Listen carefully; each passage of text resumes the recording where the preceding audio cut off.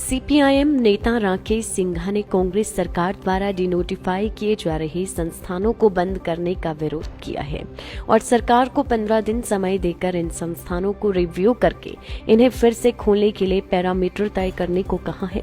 राकेश सिंघा ने शिमला में पत्रकार वार्ता कर कहा कि पिछले कुछ वर्षों से राजनीतिक लाभ के मकसद से सरकार ने चुनावी वर्ष में बड़ी बड़ी घोषणाएं करने की प्रथा शुरू की है, जो लोकतंत्र के लिए ठीक नहीं है।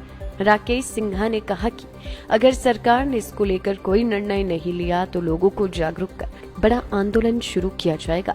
सिंघा ने कहा कि पिछले 5 वर्षों में हिमाचल प्रदेश में भर्तियों में धांधली की बातें सामने आई है। पिछले कल JOAIT पेपर लीक को लेकर जो लोग गिरफ्तार हुए हैं उसकी गहनता से जांच की जानी चाहिए। इसके अलावा लोक सेवा आयोग के माध्यम से भी असिस्टेंट प्रोफेसर के पदों के लिए नियमों को बदला गया है, जिस पर पुनः विचार किया जाना चाहिए। इसके अलावा सीमेंट फैक्ट्री विवाद को लेकर राकेश सिंघा ने कहा कि अदानी की मनमानी नहीं चलेगी और सीपीआईएम ट्रक ऑपरेटर के साथ खड़ी है। सरकार को विवाद सुलझाने के लिए जल्द ही रास्ता निकालना चाहिए। जो हमारी पार्टी का पक्ष है, जो ज्वलंत मुद्दे सामने आए हैं चुनाव के बाद, पहला ज्वलंत मुद्दा है जो बहुत से अलग अलग ऑफिसेज चुनावी वर्ष में खोले गए थे, संस्थाएं खोली गई थी। उसके बारे में हम बहुत स्पष्ट है कि जो एक फैसिलिटी लोगों को एक दफा दे दी गई है उसमें प्रावधान था नहीं था, वो बात की बात है। उसको प्रॉपर उसकी एग्जामिनेशन हो। ये ऐसा ही नहीं हो सकता है कि बगैर एग्जामिनेशन किए और बगैर जनता को साथ लिए हुए। ये इम्पोर्टेंट है कि जो भी आप कार्य करना चाहते हैं जनता का साथ होना चाहिए। इसलिए यथास्थिति पहले आप मेंटेन करें। जो बंद कर दिए हैं उसको वो खुला रखिए, प्रॉपर एग्जामिनेशन कीजिए, विपक्ष को भी साथ लीजिए और फिर एक एक के ऊपर क्या कमी पेशी है उसको जनता को कॉन्फिडेंस में लेकर ही कार्य होना चाहिए, ऐसा हमारा मानना है। अगर पिछली सरकार ने नहीं किया ये दुर्भाग्य है, लेकिन जनता उसके लिए वो उनको सजा नहीं मिलनी चाहिए। इन कार्यों से जनता को सजा मिल रही है, ऐसा हमारा मानना है। एक बात है ये। दूसरी बात है जो भर्ती का जो ये गफला कल ये पब्लिक सर्विस कमीशन हमीरपुर का अंदर है, जो आपका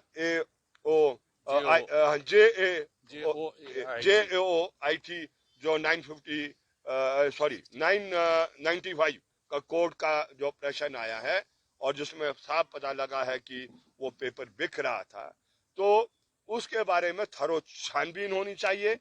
और इससे पहले आपका पुलिस का अंदर हुआ है, लेकिन पुलिस में जो असली लोग हैं उनको नहीं पकड़ा गया। विश्वविद्यालय में समय समय पर शिकायत की गई और जिसकी एलिजिबिलिटी भी नहीं उसकी आपने भर्ती कर दी है, तो वहां भी होना चाहिए।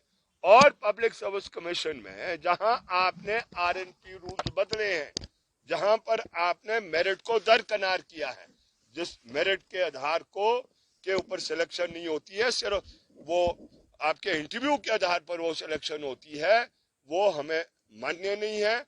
उसके RNP दोबारा आपको वो बनाने हैं जो पहले थे, जिसमें मेरिट को किया जाए।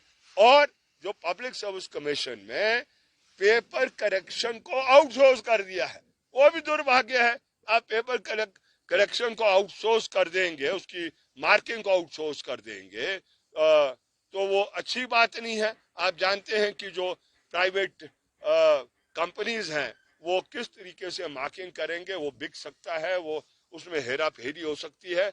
तो अगेन वो भी क्या कहते हैं, ठीक बात नहीं है। तो इस बात का भी हमने जिक्र किया है। चल रहा है सीमेंट प्लांट का अडानी जो अपने हजारेदारी पैदा करना चाहता है ट्रांसपोर्टेशन को लेकर, 10 दिन का मौका दिया है। हम ट्रांसपोर्ट यूनियन से अपील करना चाहते हैं अपनी व्यापक एकता को बनाए रखे। और सिर्फ अपनी व्यापक एकता नहीं, यह प्रश्न सीमेंट उद्योग और जो ट्रांसपोर्टर्स हैं उसका मसला नहीं है, यह हिमाचल प्रदेश की जनता का मसला है। और इसलिए व्यापक जनता की एकता को बनाने के लिए ट्रांसपोर्टर्स पहलकदमी करें और हम उनको वायदा देना चाहते हैं, उनके साथ वायदा करना चाहते हैं कि हमारी पार्टी उनके साथ कांधा से कांधा मिला के खड़ी रहेगी अगर अडानी वो बदमाशी करने की कोशिश करेंगे। लाइव टाइम्स टीवी के लिए शिमला से सोनी की रिपोर्ट। गोयल मोटर्स विभिन्न पदों हेतु आवेदन पत्र आमंत्रित करता है। अनुभवी व फ्रेशर सभी आवेदन कर सकते हैं। इंटरव्यू के लिए अभी 9418035372 पर कॉल करें।